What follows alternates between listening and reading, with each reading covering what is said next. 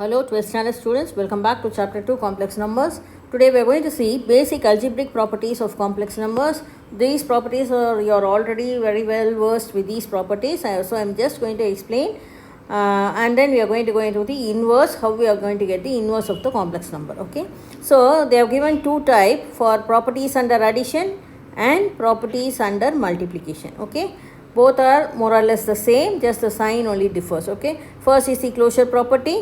For any two complex numbers z1 and z2, z1 plus z2 is also a complex number. For multiplication it is going to be z1 into z2 is also a complex number.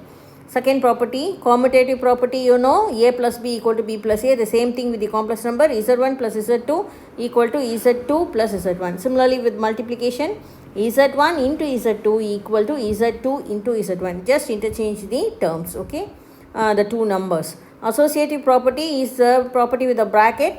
We interchange the bracket between the terms, so we get three complex numbers and we put the bracket. First one, z1 plus z2 plus z3. So the first two numbers carries the bracket here, and in the RHS the bracket is shifted to z1 plus z2 plus z3. Okay, similarly the same thing follows in multiplication also. First two terms comes first within the bracket.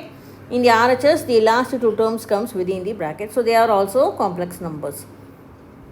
Additive identity, always whatever we take, the additive identity, whichever we take, we always consider the 0 as the additive identity. Here also it's the same. For complex number also we are taking 0 as the additive identity.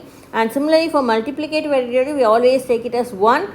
Here also it is going to be the same one with the complex number. So when you multiply with the additive identity, you get the same. Similarly, when you add with the additive identity, you get the same complex number. Okay, and then additive inverse. Additive inverse is nothing but we just put the opposite sign, isn't it? Here also the same case. If z is a complex number, you take minus z. So z plus minus z will give you 0. So it has to give your identity. Okay, if it is addition, it is 0, and if it is multiplication, it has to give 1. So here, as far as the multiplicative inverse is concerned, this w, we write this w is equal to z inverse. So z into z inverse should give us 1. So this property only we are going to prove after explaining this distributive property.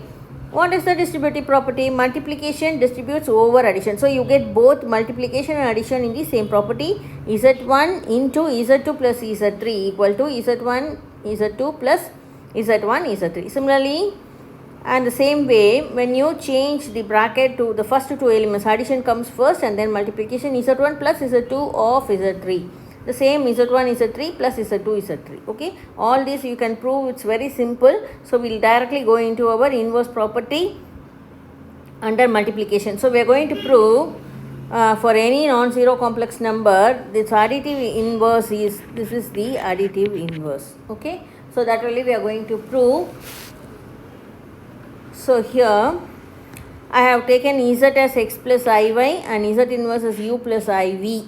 And we know the property z inverse equal to 1. So you are going to multiply both the z and the z inverse. Z is x plus iy and z inverse is u plus iv. Okay, so when you multiply, your answer should be 1. So I have written this 1 in the form of the complex number standard form 1 plus i0, because 1 is the real number and the imaginary part is 0. So I have attached I with 0. Okay, now you know this rule already. I have explained this in the examples for you. So I am going to first, when you multiply two complex numbers, first you have to multiply real with real. So x and u, so you get xu, and then imaginary and imaginary, iy and iv. So you get I square into yv. Okay, and then real into imaginary means first real is plus x into iv, and next imaginary is iy into u.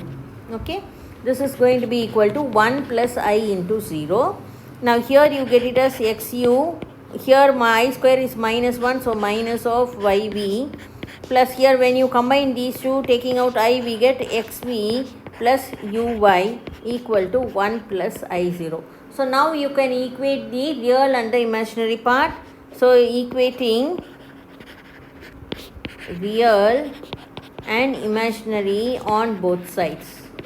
We will get two equations, isn't it? So real part xu minus yv equal to 1. And what about the image? This is going to be our first equation, and our second equation is xv plus uy equal to 0. This is going to be our second equation. So we are going to solve these two equations as we simplify the others. Okay, so similarly solving these two, you are going to get your answer as, so first xu minus yv equal to 1. Similarly xv plus uy equal to 0. Okay, so the first one you are going to do into minus y. Okay, when you do it with minus y, what will this become? 1 into minus y will give you minus xyu plus y square v equal to minus y, and the second one into x will give you x square v plus xuy equal to 0. So these two terms are equal and opposite, so you can cancel, and the remaining you will get it as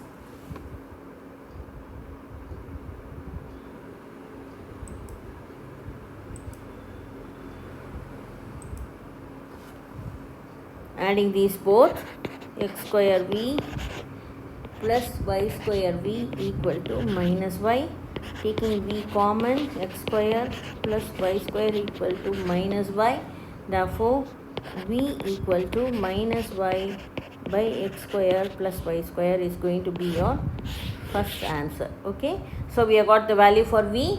Similarly you are going to get a value for u also. Okay, so what you are going to do to get the value of u?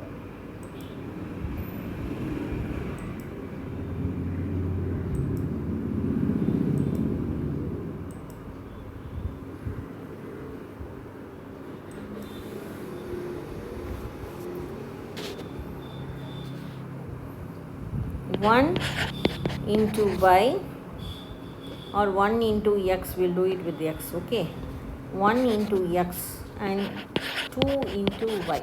Okay, what will become 1 when you multiply by x? It is going to give you as x square u plus minus xyv equal to x, and the second one into y is going to give you x, y and v plus x, y, v, isn't it? Yes, plus, and the second one is going to give you y square, x square u minus the first one, what did we do? X, y, u. Second one we are doing multiplying with y, x, y, v plus u into y square equal to 0. So here also these are equal with opposite sign, so you can cancel. So x square u plus u y square equal to x, isn't it? So our u is going to be x square plus y square equal to x. So u equal to x by x square plus y square. So this you can substitute in our Z inverse. What is our Z inverse? U plus IV. Okay. So Z inverse equal to U plus IV. Substituting in this for U and V, you will get it as U is x by x square plus y square, and this is minus yi by x square plus y square is going to be our Z inverse. That is what we have to prove, isn't it? Here x by x square plus y square plus I into, they have taken this minus here, instead you can keep it here also, minus y by x square plus y square. So this is the value of Z inverse. This is what we have proved. Okay, so if you have to get Z inverse, you should know the value of x and y, and then you can substitute in this formula and you can calculate the inverse of the given complex number. Okay, thank you.